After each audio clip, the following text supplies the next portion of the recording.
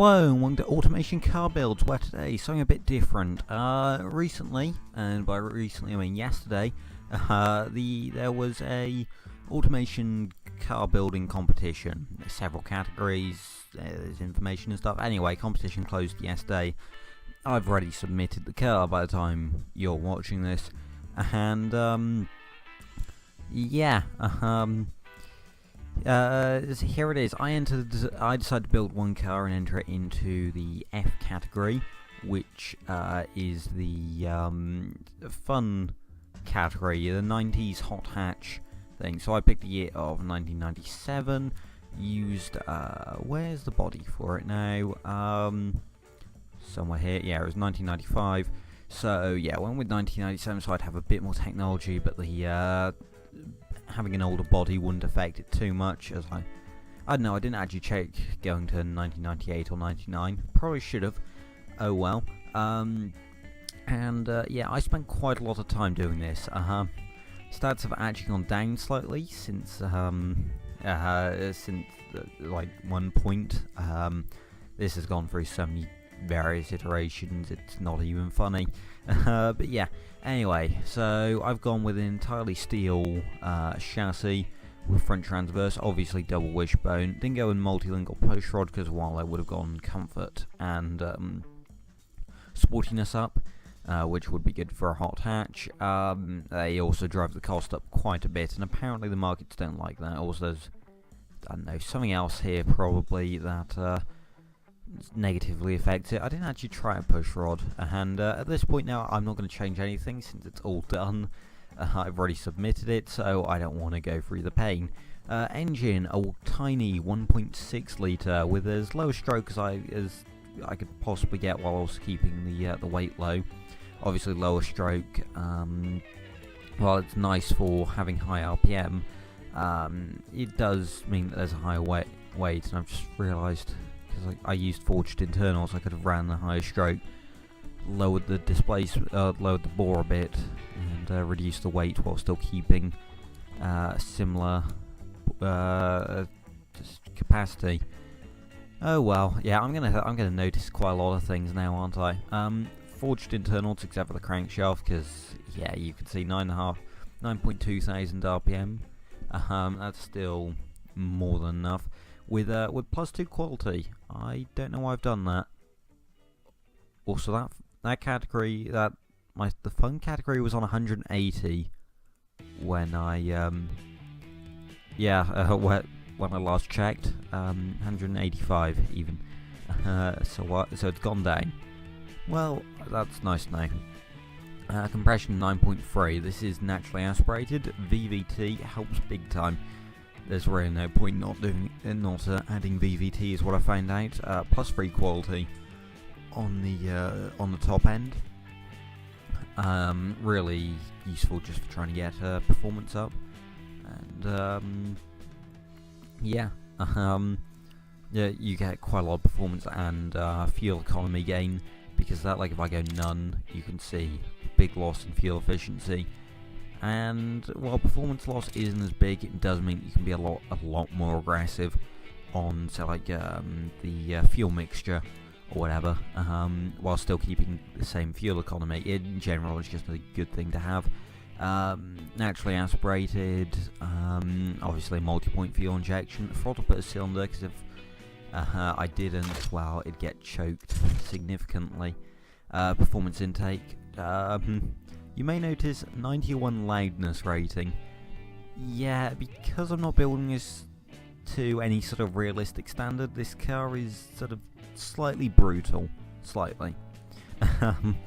Yeah, regular fuel, that's to make it sell well in Arcana, and actually there's not really a benefit in having it run off any other fuel.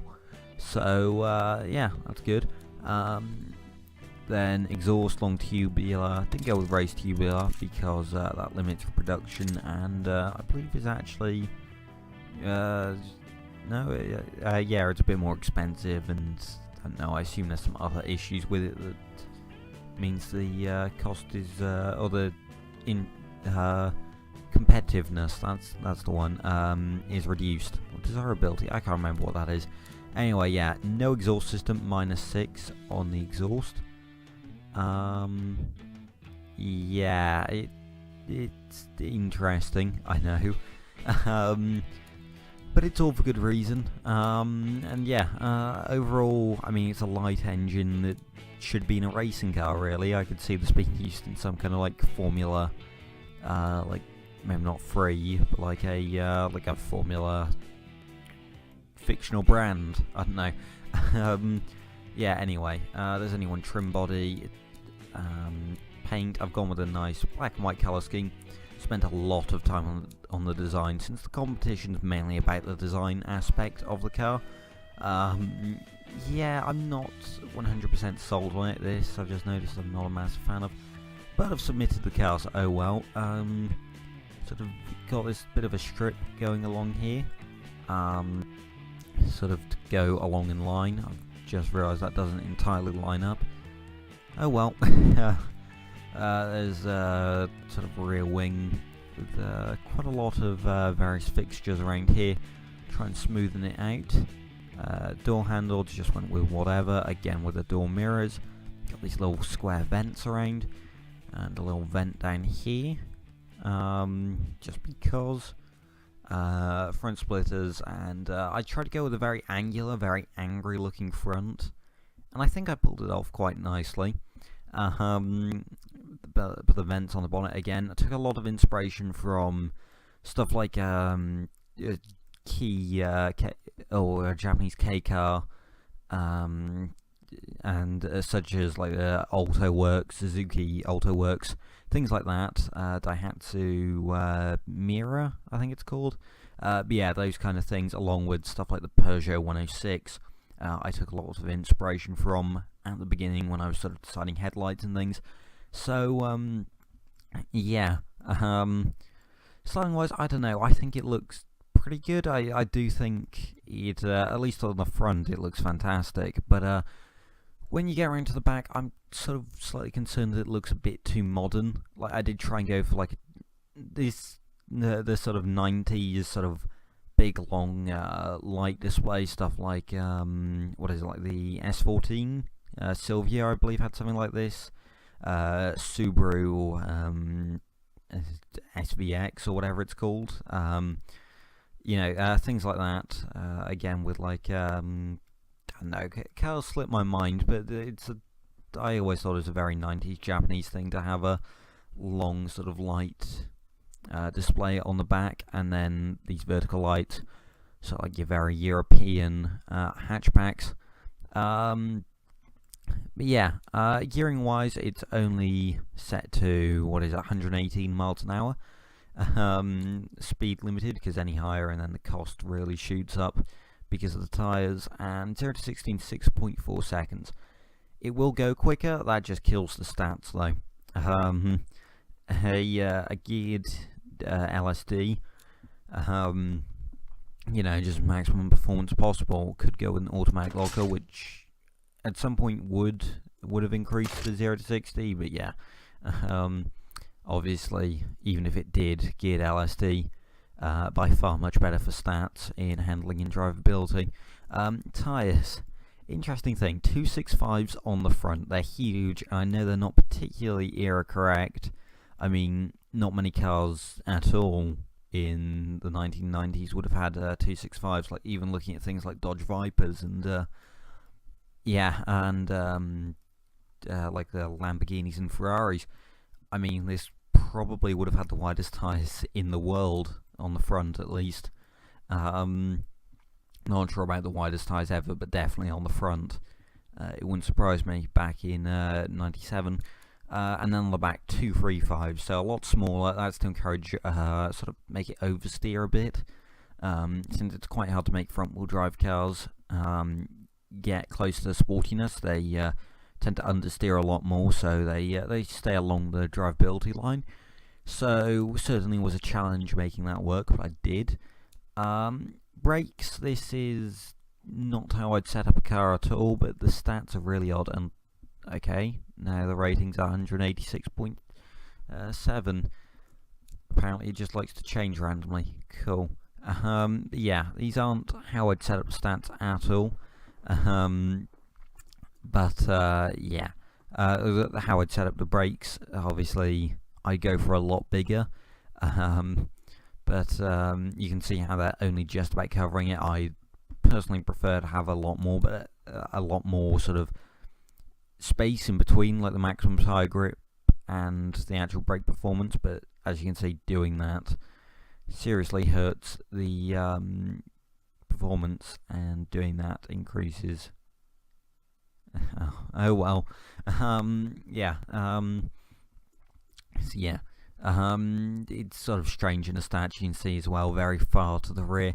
It's not great. I'll be honest. We do have downforce as well as a fully clad under tray. Yeah. Downforce on the front and rear. Not ideal curve, but messing around with the stats, that's about, as it got me the highest rating in the fun category, and that's all that matters. Interior, basic. It does have +1 quality, since that apparently helps with drivability and things, and 4 seats, because that works best in fun. But yeah, basically because there was a comfort of 0, no point having an interior. You know, prestige doesn't particularly matter to the fun category. So, you know, there really was no point. Meanwhile, power steering, we have a variable hydraulic and electronic stability control inside. Because, well, that makes it nice and drivable and nice and sporty, you know. You save money in the interior, save a lot of weight as well, even though it's got a fully steel body, low weight. Thanks to there being literally no interior, you can afford to add things like that. And standard 90 safety. They any higher, and I guess the cost went up too high for them to really care. Standard, standard springs. They're the sportiest, not the most comfortable, drivable. But at the end of the day, this is a sporty car. Again, comfort doesn't really matter. As you can see, we're only scoring 7% on the comfort, thanks to the bump. The bump test. Yeah, the suspension setup is very stiff. Because, well, if I didn't go this stiff, then drivability and sportiness would be killed. Yeah, lots of camber too, actually, 1.4 and 1.7 degrees front and rear, which I know is racing car levels, and no way would any road car ever have it, but, you know, automation is slightly buggy. You can actually slightly see the camber on the front, very slightly. So yeah, there we go. Market-wise, well, you can see it does incredibly well in fun. Always has done, actually. I believe it was always its highest rated stat. Then maybe change around to fun premium at some points during testing. But, you know, for the most part, it was fine. And even in, you know, places like Arcana, well, this is definitely more of a premium car because they can't afford as much. Yeah, it still does very well. And in Farina, well, they like their fun cars. So, yeah, we did pretty well there. Detail stats, well, I mean, drivability and sportiness, well, there's definitely lots of positives. Chassis stiffness isn't one of them because, well, this isn't a sports car, you know, and obviously it's made out of steel. It's not going to be particularly stiff, and it's a big hatchback, so it's not going to be low. Has quite a bit of drag thanks to the downforce, but, you know, comfort, yeah, suspension tuning, and then no interior. We had a minus 140% decrease, and yeah, thanks to having tiny footprint, no interior, and tiny engine, again, doesn't do particularly well in prestige front, but at least it's safe, you know? If there's an accident, you won't die, so that's always good. Practicality, another important thing for a fun car, since they are going to be dailied. I mean, well, the tyres, not that useful. It is a 5-door car with 4 seats, so, you know, decently practical. Off-road is irrelevant, utility is irrelevant, and we get 30.2 mpg, apparently 40 on a good day, with up to like 56, so, you know, that's alright. I suppose put it on the test track. I mean, you know, considering it pulls 1.18 Gs in the corners, and at high speeds 1.22 thanks to downforce, with 1.4 degrees of roll angle. Yeah, this is a brutal race car. I'm just going to let it do the talking itself.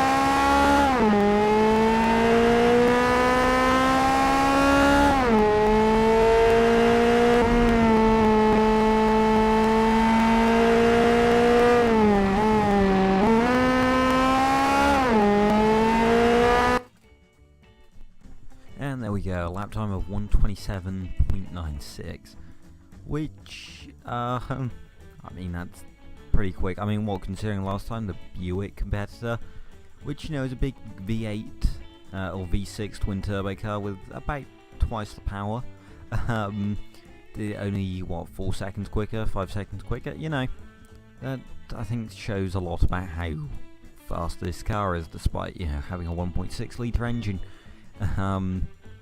Actually almost half the capacity and 2 less turbos. But yeah, I mean, you know, it's a pretty good car. I think. I don't know. Maybe some of you guys have also submitted cars. Tell me what you think about this. Do you think it's era correct? Do you think it looks okay? I don't know. Maybe you think it's awful and quite possibly the worst car you've ever seen. Who knows? I'm interested in seeing your opinions. Anyway, thank you for watching. Don't forget to leave a like and subscribe. And until next video, goodbye.